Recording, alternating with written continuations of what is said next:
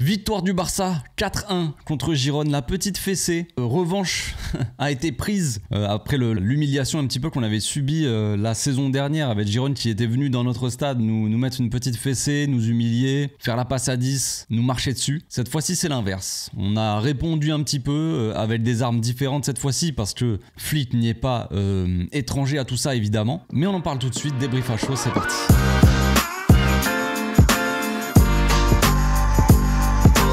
Au passage, n'hésite pas à nous rejoindre si c'est pas encore fait et à partager la chaîne autour de toi, ça fera plaisir à tonton. C'est presque une masterclass. C'est une masterclass, je dirais, mais disons qu'à la fin du match, avec les changements de certains joueurs, on a l'impression que, bon, évidemment, on a baissé un petit peu en niveau quand t'as Dani Olmo et Pedri déjà qui sortent au milieu de terrain, c'est un petit peu moins bien. Mais on peut dire quand même que c'est une masterclass pendant une bonne partie du match parce que on a eu un Barça vraiment très supérieur à Girone, vraiment par rapport, c'est le jour et la nuit par rapport à la saison dernière.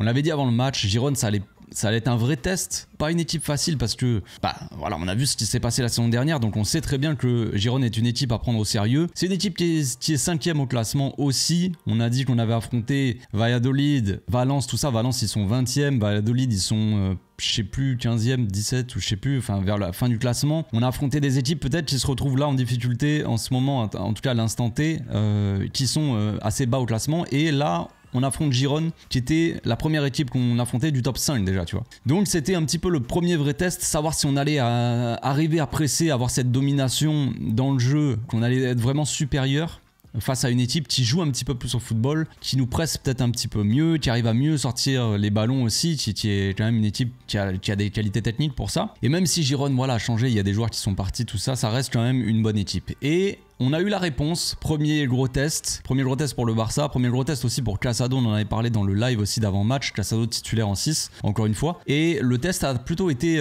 bien réussi, hein, j'ai envie de dire, on les a écrasés.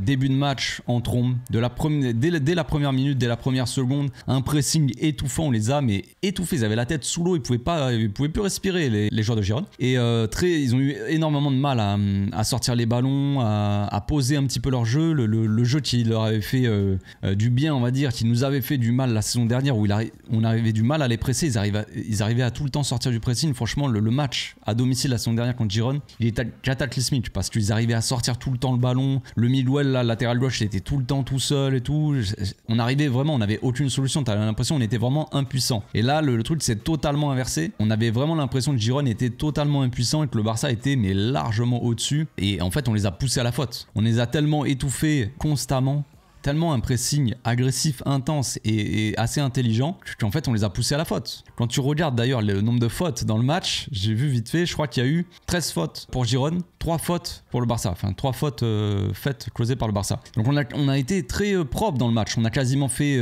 aucune faute, mais en fait on presse tellement bien qu'on pousse l'adversaire à la faute, c'est-à-dire au déchet technique, aux pertes de balles, tu vois. Donc t'as même pas besoin d'être vraiment, faut que tu sois un petit peu agressif tout ça dans le pressing, que tu montres que t'es là, que tu les empêches d'avancer, mais après ils vont perdre la balle, ils vont te la rendre tout seul, quoi. On s'est facilité ça en tout cas. Le fait qu'on a un pressing aussi efficace, ça facilite tout ça, le fait qu'on récupère la balle et qu'on puisse après poser le jeu. On a été vraiment au-dessus. D'ailleurs, le premier but part de là, hein, d'une grosse récupération de Lamine Yamal, qui presse, et le gars a pas de solution en fait, parce qu'on presse tellement bien, on est tellement bien placé, bien positionné, qu'en fait le défenseur il a plus aucune solution. Il se retrouve un peu, qu'est-ce que je fais, il y a Lamine Yamal qui le poursuit derrière et il finit par perdre la balle. Lamine qui arrive sans froid et qui claque son petit but. Doublé de Lamine Yamal, but de Dani Olmo, c'est magnifique. C'est magnifique avec le but de Pedri aussi, on va pas oublier la passe décisive de Casado, on en parlera aussi un petit peu de Casado quand même. Mais voilà, c'est un match presque parfait. La fin de match elle est un peu compliquée dans le sens où on prend un but un peu gag avec une sortie de Ter Stegen, tu sais pas trop pourquoi il fait ça. C'est un peu spécial.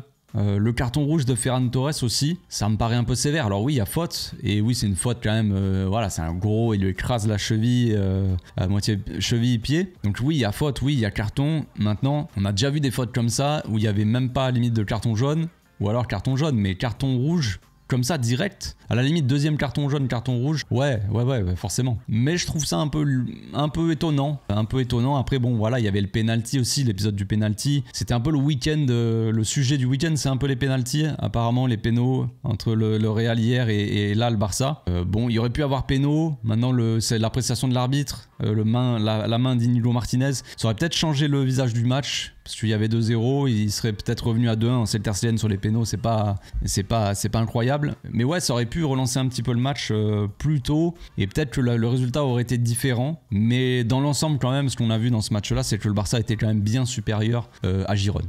Et ça fait plaisir. Donc un gros match de Dani Olmo, gros match de Pedri au milieu. Les trois Casado, Pedri et Dani Olmo ont fait vraiment un gros travail au milieu. Les défenseurs dans le pressing, la hauteur de la ligne défensive, les défenseurs qui vont harceler les attaquants qui reviennent un peu de demander la balle, mais dans leur moitié de terrain, au niveau du milieu de terrain. T'as les défenseurs qui sont dans le dos à harceler le gars, genre tu sortiras pas le ballon, tu vois. Ça j'aime. On aime l'agressivité, on aime la confiance chez les joueurs pour aller chercher le ballon le plus haut possible. Quitte à prendre des risques, mais c'est comme ça que t'étouffes les gars, quoi. Donc après ça aurait pu être dangereux de temps en temps dans le dos de la défense, évidemment, parce que quand t'as la défense très haut sur le terrain, ta ligne défensive elle est très haute sur le terrain, c'est logique. Ça a été très bien fait.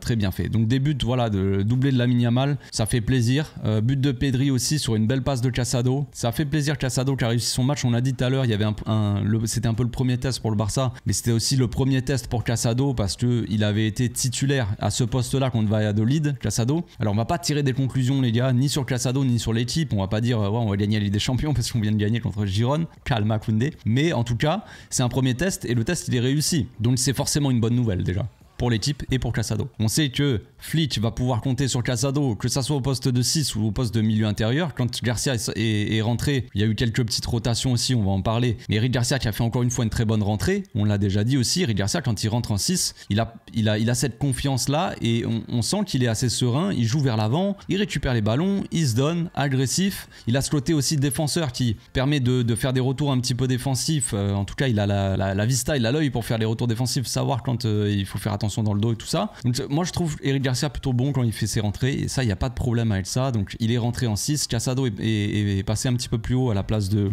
Pedri, ou même pas de Pedri, de Dani Olmo dans un premier temps. Et bien ça a permis à Casado de faire une passe décisive. La passe D de Casado c'était Xavi quoi. On en parlait dans le live d'avant-match justement, les passes de Xavi c'était un ordinateur dans sa tête, une machine à faire des passes incroyables pour casser des lignes, et la passe de Casado elle est typiquement dans ce genre là. Entre tous les défenseurs, t'as Lewandowski quand même qui attire cette défense et Pedri qui part dans le dos. Petite passe comme ça entre les joueurs. Pedri qui a le sang-froid pour dribbler le gardien et marquer. C'est magnifique. C'est magnifique. Encore une fois, on aurait pu gagner quand même un petit peu plus. Alors peut-être qu'ils auraient pu marquer un petit peu plus eux s'il y avait eu le péno, voilà. J'en sais rien. Mais Lewandowski qui a loupé un gros face-à-face quand même. Et on a loupé quelques occasions vers la fin du match. Alors rien de grave, rien de catastrophique.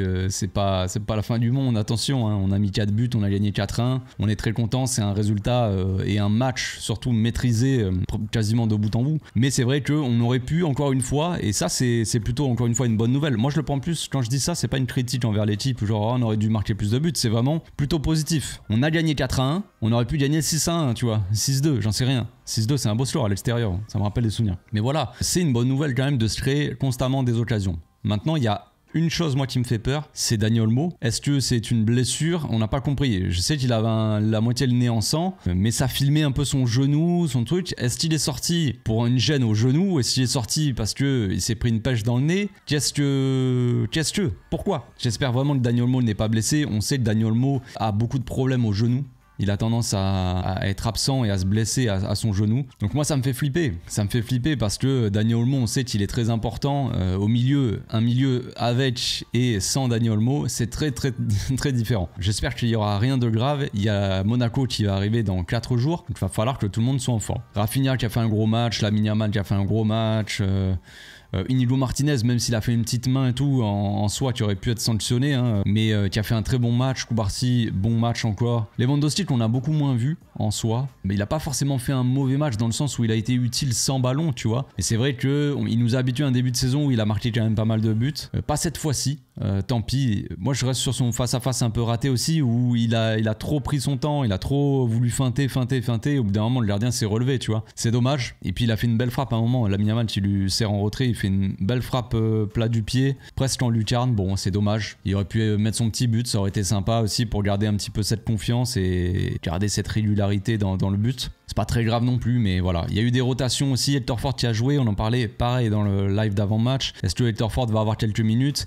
Je disais, ça dépendait un petit peu de... Ça dépend forcément de la physionomie du match. Si t'es dans un match serré, tout ça, c'est compliqué. Tu vas pas faire beaucoup de changements. Là, on gagnait 3-0 ou je sais plus. Donc à ce moment-là, voilà, tu peux te permettre de faire quelques rotations. Et du coup, il a fait rentrer Hector Ford qui a fait son match. Ça va.